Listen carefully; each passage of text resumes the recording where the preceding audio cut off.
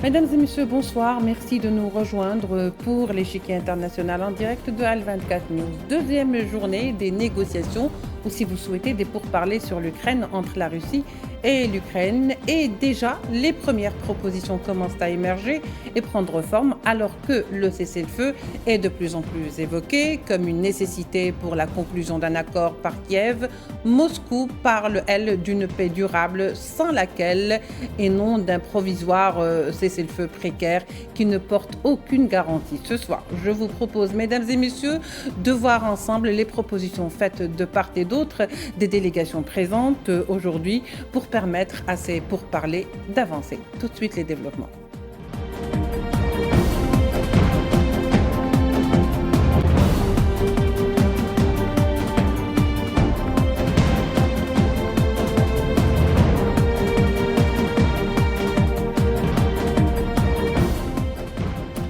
Pour en parler ce soir, nous accueillons nos deux invités, Manuel Pouchelet, géopolitologue, qui est avec nous depuis Paris. Monsieur Manuel Pouchelet, bonsoir, merci d'être avec nous. Bonsoir madame et merci pour votre invitation. Merci à vous. Dimitri Dekochko est également avec nous, journaliste franco-russe. Dimitri Dekochko, bonsoir. Merci d'avoir répondu oui à notre invitation. Bonsoir, bonsoir à tous. Alors, monsieur, pour aller donc très vite dans le sujet, vu que les questions, ce n'est pas ça qui manque aujourd'hui, j'espère qu'on aura l'occasion de les poser toutes, même si on en pose au moins une partie, c'est déjà ça. Alors, Dimitri Dekochko, les pourparlers sont lancés depuis hier et plus précisément depuis ce matin. Quelles sont les demandes de la Russie selon vous et sur quoi va tabler aujourd'hui la Russie ? Eh bien, les demandes de la Russie, en fait, n'ont pas changé depuis décembre 2021, c'est-à-dire une négociation globale sur la sécurité européenne pour tous les États, y compris la Russie. Voilà, en gros, c'est là-dessus que eux vont s'orienter, c'est-à-dire, bien évidemment, que l'objectif des Russes, c'est une négociation et un arrangement global pour une paix durable et solide. Ce n'est pas simplement une négociation pour un cessez-le-feu, qui plus est avec une délégation qui est quand même un peu destinée visiblement à la com plus qu'à des négociations sérieuses. D'autre part, n'oubliez pas aussi que du côté kievien, il n'y a même pas de président légitime et légal avec lequel il soit possible de signer quoi que ce soit. Donc, quand le président Trump dit que les choses n'arriveront à bouger que s'il rencontre lui-même le président Poutine, c'est pas complètement faux. Oui, c'est-à-dire que quelque part, Manuel Pouchelet, pour aller dans l'idée de Koshko, quelque part, finalement, la solution reste entre les mains de la Russie et celle des États-Unis. Alors oui, en effet, M. Poutine a toujours été le maître des horloges dans cette affaire et il l'est depuis le début de cette guerre ouverte. Maintenant, je pense que, vous savez, en diplomatie, plus vous ajoutez d'intermédiaires, plus les négociations sont longues. On est habitué au temps long et je pense que M. Poutine impose le temps long. Votre invité vient de le dire, il faut savoir que M. Zelensky n'est plus légitime depuis mai 2024. Je le répète, je pense que M. Zelensky a animé et fait la guerre et je ne pense pas que ce soit peut-être le bon interlocuteur pour faire la paix. Maintenant, nous avons eu la semaine dernière la visite d'une délégation européenne avec l'Allemagne, la Pologne, la France et le Royaume-Uni à Kiev. Je pense qu'il s'est dit aussi des choses, une solution européenne. Ce qui serait bien, c'est que l'Union européenne aussi s'invite dans l'équation. Mais je pense que de toute façon, M. Trump et M. Poutine vont se rencontrer, vont se voir. Là, M. Trump était empêché pour une longue visite au Moyen-Orient.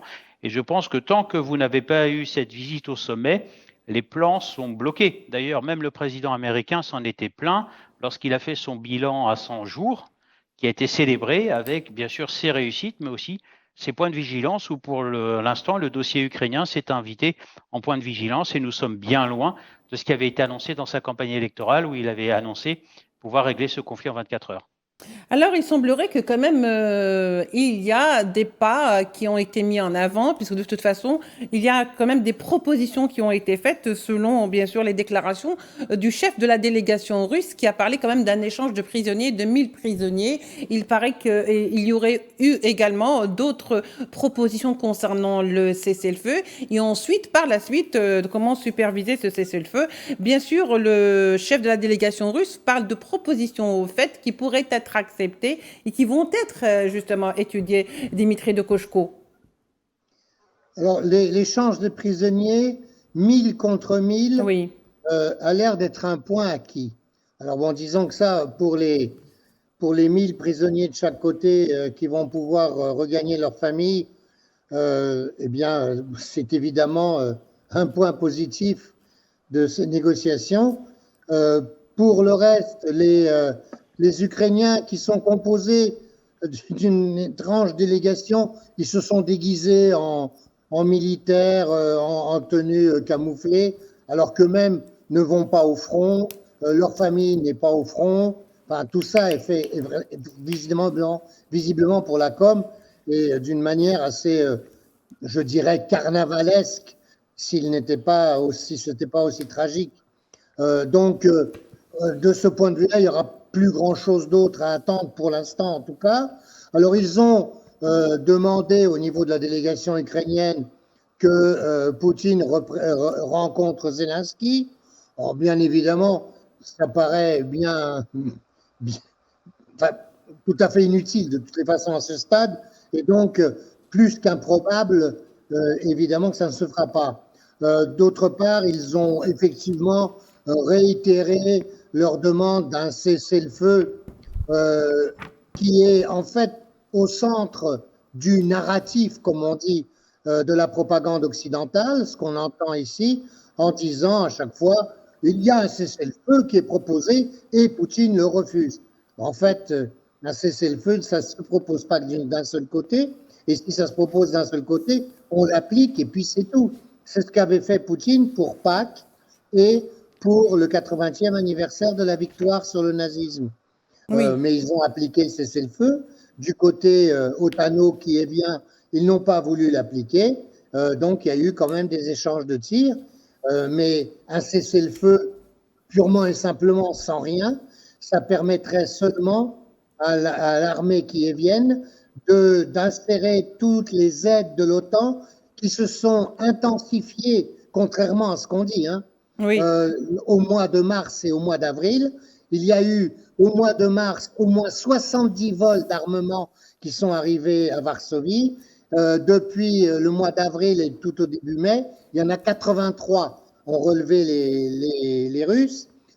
En plus de ça, il y a beaucoup d'avions qui sont arrivés sans brancher leur transpondeur. Vous savez, c'est le signal que doivent donner les avions sur leur passage pour éviter toutes les collisions. Donc, ça veut dire qu'il y a eu beaucoup de choses qui étaient passées en secret, et notamment des troupes de mercenaires. Donc, l'aide s'est accrue, peut-être en pensant qu'il y aurait peut-être un cessez-le-feu qui permettrait de renforcer les troupes otano-kyéviennes dans les endroits où actuellement les combats font rage. Encore une fois, dans la région Est, oui. À la lisière des limites de la ligne de démarcation, des limites donc des régions de Donetsk, Lugansk et en ce moment de Kherson. Oui, et bien justement, pourquoi selon vous, ma question est vers vous, Manuel Pouchelet, pourquoi selon vous, Kiev, surtout pourquoi ses alliés, c'est-à-dire les alliés de Kiev, les Européens et Washington aujourd'hui désirent un cessez-le-feu total et surtout inconditionnel de 30 jours. Surtout, c'est une condition qui a été posée même avant que les pourparlers ne commencent et qui est toujours imposée ou désirée par l'Union européenne et par Washington. Surtout que cela intervient, comme disait tout à l'heure donc Dimitri de Kochko, au moment où la Russie enregistre des avancées significatives dans la région de Kherson. C'est-à-dire pourquoi on irait vers un cessez-le-feu urgent? Pourquoi il y a cette façon de montrer qu'il faut un cessez-le-feu de manière très urgente, alors que, comme disait tout à l'heure Dimitri, la Russie demande carrément une trêve durable? Je pense que les Européens n'ont rien compris, ni même Mm. l'OTAN. En fait, un cessez-le-feu, d'ailleurs, on l'a vu sous d'autres latitudes, ce que le cessez-le-feu, c'est-à-dire on cesse le combat, on campe sur ses positions, mais en même temps, à l'arrière, on se réorganise. Et Kiev, je pense, a besoin Oui. d'un soutien, comme M. de Cochecotte vient de l'annoncer. La Pologne est devenue un hub logistique énorme dans ce conflit ukrainien. Pourquoi? Parce que vous avez la présence de bases militaires en Allemagne, ainsi que dans toute l'Europe, et ça permet de faire une chaîne logistique avec des élongations logistiques beaucoup plus courtes pour soutenir l'armée ukrainienne qui est en déroute, il faut être honnête. L'armée ukrainienne a déçu, l'armée ukrainienne est soutenue à bout de bras par l'OTAN avec des matériels le plus souvent obsolètes. Je me répète aussi, ce sont des matériels qui ne sont pas interopérables, donc c'est-à-dire qu'ils ne servent à rien puisqu'ils sont incapables de communiquer entre eux, puisque la guerre d'aujourd'hui, la guerre de haute intensité, telle que c'est annoncé sur différentes antennes et différents médias mainstream, je rappelle que ça veut dire la capacité entre différents vecteurs de communiquer entre eux. Kiev n'a pas cet avantage alors que la Russie a cet avantage. Je pense aussi qu'aujourd'hui, on arrive à une forme d'épuisement du côté otanien, du côté également de Kiev, où finalement la stratégie de M. Poutine qu'il avait annoncée dès le début de ce conflit en parlant de grignoter le territoire ukrainien, je vous ferai remarquer qu'il grignote les territoires où il y a des majorités de population russe. Si c'était grignoter des territoires où il y avait une majorité de population ukrainienne, je pense que ce serait un petit peu plus difficile, parce que vous savez, dans cette sphère-là, il y a bien sûr, M. Poutine répond aussi aux contradictions de l'OTAN, aux contradictions de l'Union européenne. Forcément, pour l'instant, il a l'avantage. Il a l'avantage. Et ce cessez-le-feu, si vous voulez, permettrait à Kiev de se réarticuler. Mais je ne suis pas sûr que, comme beaucoup d'analystes le disent, ils ne sont plus vraiment en mesure de remporter la décision, comme on dit en termes militaires, c'est-à-dire de pouvoir repousser l'avance de l'armée russe, qui, je pense, arrive à avoir conquis le territoire qu'elle souhaitait, en tout cas. Oui, déjà hier, on avait eu des déclarations de Poutine qui disaient que, et celui qui n'exclut pas d'ailleurs un cessez-le-feu, mais il voudrait qu'on revienne sur les causes profondes justement de ce conflit, c'est-à-dire avant même que ce conflit n'éclate. D'autant plus que Moscou s'est montré très réticente, Dimitri de Kochko, concernant le cessez-le-feu prolongé, ce qui mettrait Kiev, selon Moscou bien sûr, en position de force en recevant par exemple des armes occidentales, alors que l'armée russe a l'avantage sur le terrain. Vous pensez bien que Moscou ne va pas se laisser faire de cette manière. Oui, bien sûr, ils ont purement et simplement refusé cette idée d'un cessez-le-feu pour repartir au combat, et même ils ont évidemment refusé l'idée d'un scénario à la coréenne ou à la chypriote, si vous voulez, oui, où on gèle la situation, on réarme les otano-ukrainiens, on se prépare à reprendre le conflit plus tard quand ça sera plus favorable, quand on aura progressé en matière d'investissement, de fabrication d'armements, notamment dans l'Union européenne, et où les recherches sur les missiles hypersoniques auront progressé aux États-Unis. Donc, c'est quand même un marché de dupes. Si vous voulez, les Russes ont accepté déjà un cessez-le-feu. Enfin, les Russes, quand je dis les Russes, c'est les Russes du Donbass, ceux qui étaient en guerre et qui ont été attaqués en 2014, qui est le vrai début de la guerre. Attention, tout à fait. En 2014, lorsque la guerre a commencé, que les Russes du Donbass, ukrainiens à l'époque, ont été attaqués, ils ont accepté de cesser le feu pour les accords de Minsk. Et les accords de Minsk, la Russie n'était qu'arbitre. C'était signé entre Kiev et Donetsk et Lugansk. Oui. C'était pas avec la Russie. La Russie était un médiateur comme la France et l'Allemagne. Et puis, Madame, comment s'appelle, aussi bien les Allemands que les Français, aussi bien Hollande que Merkel, ont avoué que, en fait, les accords de Minsk n'étaient faits que pour rouler les Russes et armer l'armée kievienne et évidemment préparer les fortifications le long de la limite du Donbass, de façon à pouvoir procéder ensuite à une élimination militaire de la population russe du Donbass, c'est-à-dire qu'il préparait un nettoyage ethnique. Et c'est pour ça que Poutine a lancé l'opération militaire spéciale. Et c'est pour ça que ça a été appelé opération militaire spéciale et non pas guerre.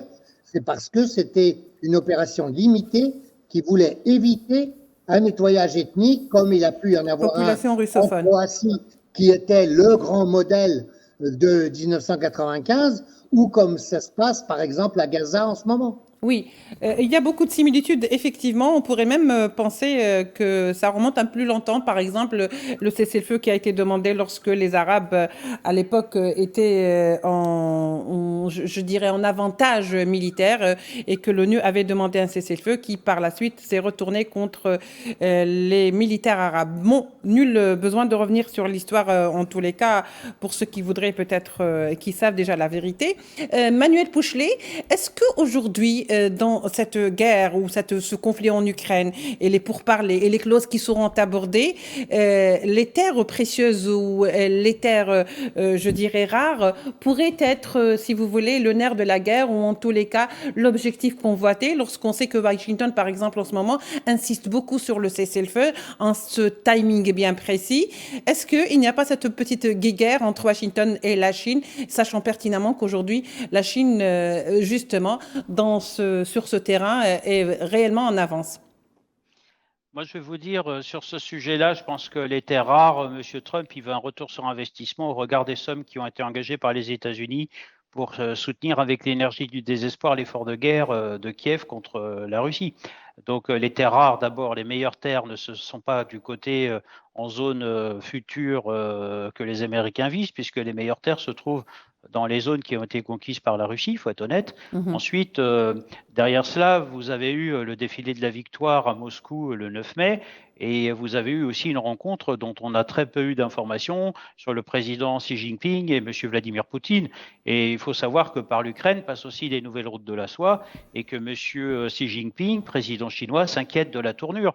D'ailleurs, ces itinéraires ont été bloqués entre le conflit relativement rapide entre l'Inde et le Pakistan. Et là, en revanche, cet itinéraire-là pour le développement économique de la Chine et les relations avec les Européens est aussi bloqué à cause de cette guerre en Ukraine. Donc, si vous voulez, je pense qu'il est peut-être temps d'accélérer la paix. Je ne pense pas, moi, à cette paix nord-coréenne, sud-coréenne et chypriote. Moi, ce qui me fait peur dans cette affaire, c'est plutôt une revisite du conflit qu'il y a eu entre l'Allemagne et la France en 1870 et qui a relancé et qui a déterminé la guerre de 1914. Donc, quelque part, c'est beaucoup plus inquiétant. Je ne pense pas qu'il y ait une pause. Même si nous sommes habitués au temps long, aujourd'hui, les populations, tout comme la diplomatie, ne sont plus habituées au temps long. Moi, ce qui m'inquiète dans ce que vous me posez aussi comme question, le Donald Trump, moi, je ne l'ai pas entendu pour l'instant, et Dieu sait que vous avez un mot-clé le concernant dans son vocabulaire et dans son verbatim, je ne l'ai pas entendu parler de deal avec la Russie pour l'instant. Et M. Poutine. Je pense qu'on aura des éléments de langage quand ils vont enfin se rencontrer. Mais vous savez, une rencontre avec M. Poutine est délicate parce que comme il y a un mandat d'arrêt depuis 2023, ça me paraît un petit peu difficile pour M. Poutine de se déplacer. Donc je pense que l'effort viendra sûrement du président américain, qui serait un geste fort dans cette paix, enfin une paix durable, si le président américain sera à Moscou. Oui, une paix durable peut-être veut dire que c'est beaucoup plus les exigences de Moscou qui auront été prises en compte. Finalement, Dimitri Dokochko, le plus grand perdant de ces pourparlers ou de cet effort, n'est-il pas l'Europe quelque part? En règle générale, le plus grand perdant de toute cette guerre, c'est l'Europe. C'est nous. C'est clair, on le voit tous les jours en payant l'électricité comme on la paye, le gaz comme on le paye, et en ayant toutes les difficultés du monde pour des tas de raisons, et sans parler des entreprises européennes, notamment françaises, qui, en ayant été obligées de quitter la Russie, ont perdu des marchés très lucratifs. Renault était quasiment le premier sur le marché automobile russe. Auchan, Leroy Merlin avaient des ventes fabuleuses en Russie. Et je ne parle pas des coopérations encore plus scientifiques et plus fines, notamment en matière nucléaire, par exemple. Heureusement, Total est arrivé à sauver les meubles et a gardé la zone d'exploitation du Yamal, c'est-à-dire à l'extrême nord, que les Russes lui avaient accordé et qui est une des meilleures parcelles d'exploitation. Et Total, paradoxalement, a pu sauver les meubles parce qu'ils ont des actionnaires américains. Donc, on est évidemment, on marche sur la tête totalement, nous les Européens, et on paye très cher. Et je pense qu'on va le payer encore plus cher parce que l'Europe risque fort de s'effondrer totalement. Et aujourd'hui, plus personne n'écoute l'Europe de toutes les façons. Et vous voyez bien que même dans ces négociations, malgré tous les efforts et malgré tous les voyages en train dans les atmosphères qu'on connaît, l'Europe n'est absolument pas écoutée, bien évidemment. Elle n'a pas de voix. Elle n'a de la voix que chez elle, c'est-à-dire quand dans nos médias, on ne peut même plus les écouter puisqu'ils n'ont plus d'informations, ils n'ont que du narratif. Oui, Dimitri de Koshko, juste pour donner un petit peu aussi la parole à Manuel, mais je voulais un peu avoir votre avis là-dessus. Est-ce qu'on va vers une zone tampon finalement, que l'Ukraine soit une zone tampon, c'est-à-dire comme l'avait demandé auparavant la Russie, à savoir la neutralité de Kiev? Vous me demandez à moi? Oui, bien oui, bien sûr. sûr. Oui, la neutralisation et la démilitarisation de Non, l'Ukraine. la neutralité, hein, parce que oui. En fait, oui, la neutralité. Voilà. C'est un peu ce qu'était la Finlande. Oui, oui, tout à fait. C'est un peu le statut de la Finlande. Oui, bien sûr. Ils ne veulent pas que l'OTAN puisse installer des missiles à 4 minutes de Moscou. Voilà, c'est très, très simple. Hein. Et ils ne veulent pas qu'il y ait des laboratoires de recherche de guerre chimique et bactériologique installés en Ukraine. Voilà. Manuel Pouchelet, même question. Est-ce qu'on va vers un Minsk 3 ? Je pense que de toute façon, pour obtenir une paix, il faut. Monsieur Poutine a été très clair, il a fixé une ligne rouge, et tant que l'OTAN franchira cette ligne rouge, les opérations militaires continueront, tout simplement. Moi, je pense qu'il faut arrêter de ces éléments de langage permanents, on fait tout et son contraire. D'ailleurs, l'Europe est bourrée de contradictions. Je vous ferai remarquer qu'en 1970, M. Kissinger avait dit « l'Europe, c'est quel numéro ?» D'ailleurs, regardez, la Slovaquie et la Hongrie commencent à fuir un peu cette Union européenne qui est pressante, puisqu'au retour du Premier ministre slovaque du défilé de la victoire à Moscou, il a pris des réprimandes de Mme von der Leyen. Donc moi, je pense que de toute façon, ce dossier ukrainien risque aussi de faire voler en éclats cette Union européenne qui ne tient que par des petits bouts et des petits accords. Maintenant, il faut respecter ce qu'a dit M. Poutine si l'on souhaite une paix durable. Et je pense que malheureusement, l'OTAN, on parle de missiles, mais on peut aussi parler de systèmes d'écoute, etc., qui, si malheureusement franchissent cette frontière, on va dire, sur le territoire ukrainien, ce serait un point de non-retour avec une contre-offensive qui serait beaucoup plus violente et qui, je pense, irait cette fois-ci jusqu'à Kiev. Et peut-être, pourquoi pas, comme les propositions ont été faites, peut-être diversifier le nombre de garants, puisque Moscou ne souhaite pas que ce soit juste l'Europe qui joue ce rôle, et que cela est meilleur, puisque par le passé, l'Europe avait donné des garants, mais ne les avait pas respectés. Monsieur, je vous remercie d'avoir participé donc à l'échiquier, de nous avoir éclairé de votre lanterne. Je rappelle qu'était avec nous Manuel Pouchelet, expert en géopolitique, et Dimitri de Koshko, journaliste franco-français, plutôt franco-russe. Merci de nous avoir suivis. On se retrouvera certainement pour d'autres numéros de l'échiquier. Au revoir.